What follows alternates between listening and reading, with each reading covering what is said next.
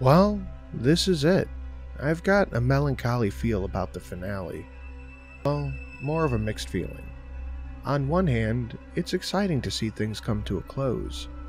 But on the other, I've had fun seeing the engagements and reactions from everyone. So I'd like to say thank you for everything. From the bottom of my heart, once again, thank you. So, on to the story. Story 1. The Mimics. So, I was still mourning Chris. He was a good friend after all. He was my partner. I also lost my daughter recently, in the as-of-then developing event. But, in the moment, I turned around and saw Andrew investigating rocks. Rocks, Andrew? He looked up at me. You never know what you'll find. I remember how reckless I was back in my day. Fair enough. So, I kept looking.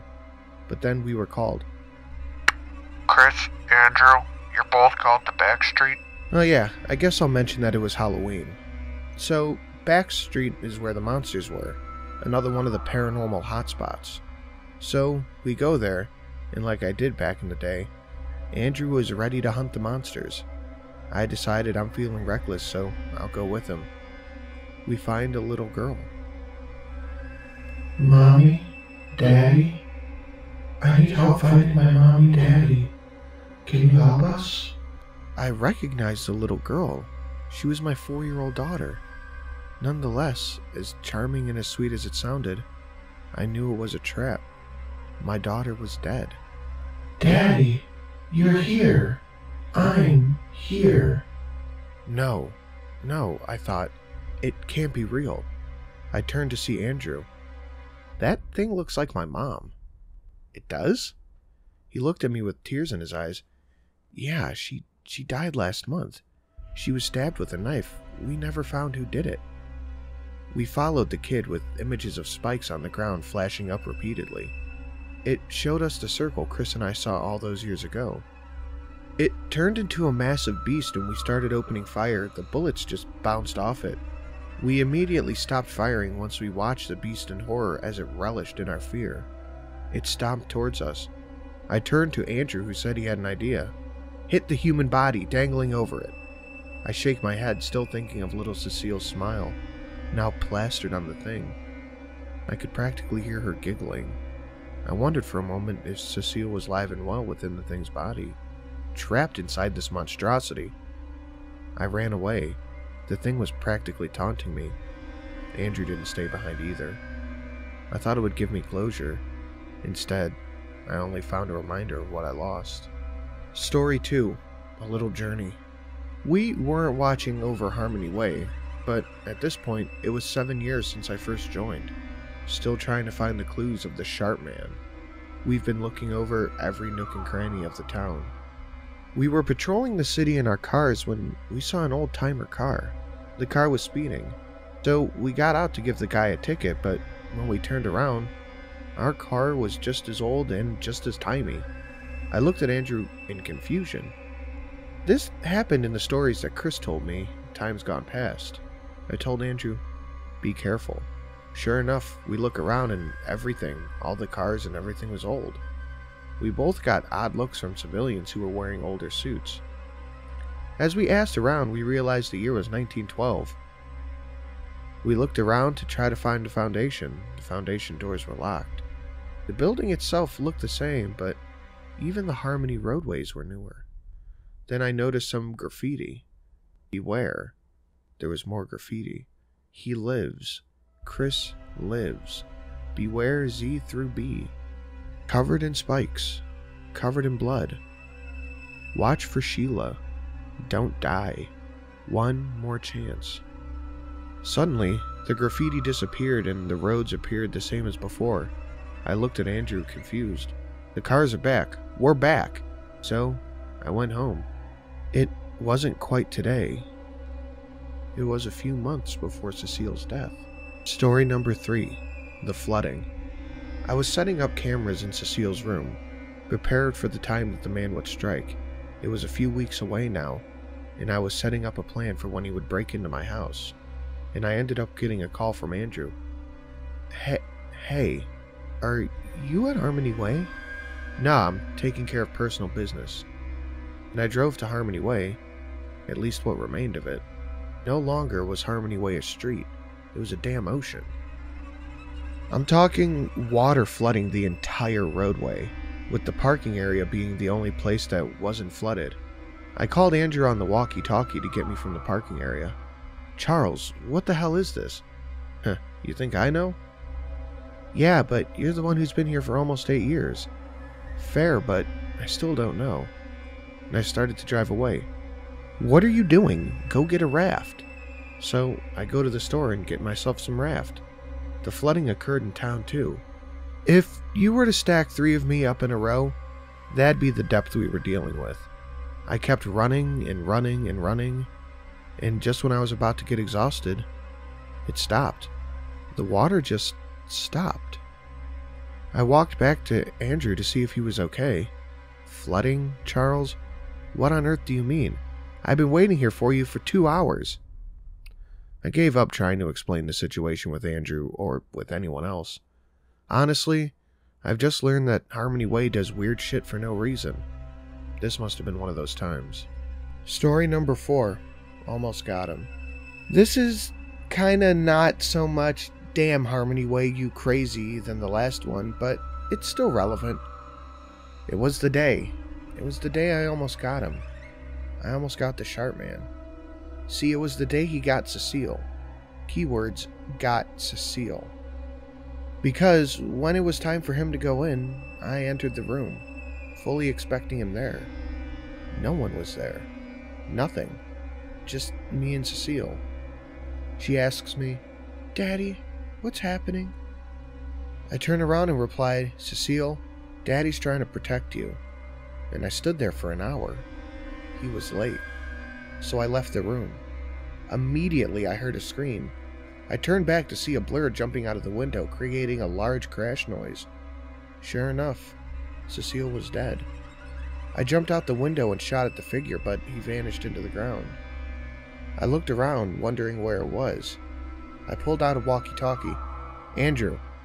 I think I see our guy, covered in spikes. "Yeah, that's how Cecile described him in the last timeline." I jumped in my car and started heading his way. Ah, damn it. "Are you okay, Andrew?" He got away. I saw him approaching the car and I pulled out my gun and started to shoot.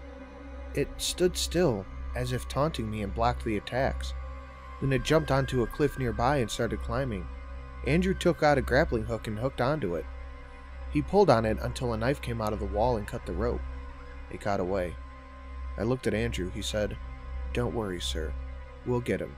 I know it." I smiled and I said, "Yeah, for Cecile." Andrew replied, "It's not too late. He didn't get to Grandma yet. We can lay a trap for him." Story number 5. The Clown. Andrew and I were patrolling the town once again, but suddenly we saw a man with makeup approaching us. He said nothing, he just simply waved. I looked at Andrew again, who looked back at the clown and simply waved back. He put his hands out. "Shit, sorry man, we don't have any cash on us." It's true, we didn't. But as we were walking back past the clown, he simply appeared somewhere he originally wasn't. Andrew told him, "Dude, we're broke." I blinked and suddenly we appeared in the middle of a warehouse. The clown was there too. He bowed and put his hand out again. I shook it and my arm was just taken off. There wasn't even any blood. It was like taking the arm off of a Lego figure. I looked at it and screamed, but nothing came out. The clown shook his head and wagged his pointer finger. He took my arm and put it up on a hook. It was then that I noticed that there were thousands of arms on hook. Each one waved at me. I almost vomited right then and there. We blinked again and we were back on the street. My arm started to bleed and there was a ton of pain. I was taken to the hospital where I would get it stitched back together, although I still didn't have a left arm. Story number 6. One Last Try. This story takes place long after my police career. In fact, around 10 years after. Andrew was still on the force, and he was training his own apprentice. Andrew and I got together one last time to try to fight the Sharp Man. So far, he hasn't gotten my grandmother yet. I've got no doubt he's going to do it now. I looked out to the hospital we were in, an elderly lady lying in bed. There were beeping sounds and people walking around in the building. I saw a figure dashing into the walls. I aimed my pistol at it and Andrew hit my arm. "Dude, what are you doing?" I said, "Sorry, I swear I saw something." He shook his head. He said, "Quit doing that stuff, you're going to get us kicked out." Another dash from the same corner. I saw the last figure. Andrew said, "You see that?" I nodded. Sure enough, the old lady got a deep gash in her heart by the same figure. It appeared in front of us. There were knives all over it and a single red dot as an eye. We had a plan, luckily. We ran. The thing was following us as we got to Andrew's police car. We drove as the thing kept trying to attack us, knives rising up from the ground trying to take us out. As we got to Harmony Way, there was flooding. As the thing tried to jump and leap in front of us, we turned the car, so the sharp man would charge right into the deep blue. We thought that was the end. It wasn't. It jumped out of the ocean, rust and all. We kept driving with the thing following us. Our tires popped. Guess why? We had to get out and the thing showed its face beneath the knives. It was the face of Chris. I put a gun to his face, but the knives came back to cover it. It charged toward me and tackling me to the ground. Andrew tried to get him off of me, but to no avail. Before it could kill me, however, the face came back up. "Go! But before it kills you!" I got up and aimed a rifle at his head. It closed and opened to the knife face. I saw I had 3 rounds of bullets. I fired once, blocked. Fired twice, blocked. Andrew threw a Molotov cocktail and melted some of the leg. I used the opportunity to fire the gun and I hit him right in the face. There was a large hole in his mouth, but there was no blood. Nothing poured out. It was just a corpse reanimated from the dead. Nonetheless, the sharp man rattled and shaked in chaos. It broke. All the knives dropped. There must have been thousands of them, all over the ground. By the time the foundation appeared, though, the knives were gone. Ever since that day, I've seen shadows dart past from time to time. I've woken up in a cold sweat and the occasional feeling of having somebody watching me. But, nonetheless, Sheila and I lived a happy life. We adopted another kid named Jack. He's currently off in college. Sheila is dead now, though. Not from the sharp man. A much more mundane, much more terrifying enemy. Alzheimer's. Andrew retired with a wife of his own, although he died of cancer. As for me, well, I'm not sure. I'm thinking of doing one more journey down Harmony Way before I head over to see Chris. As for you guys, thank you.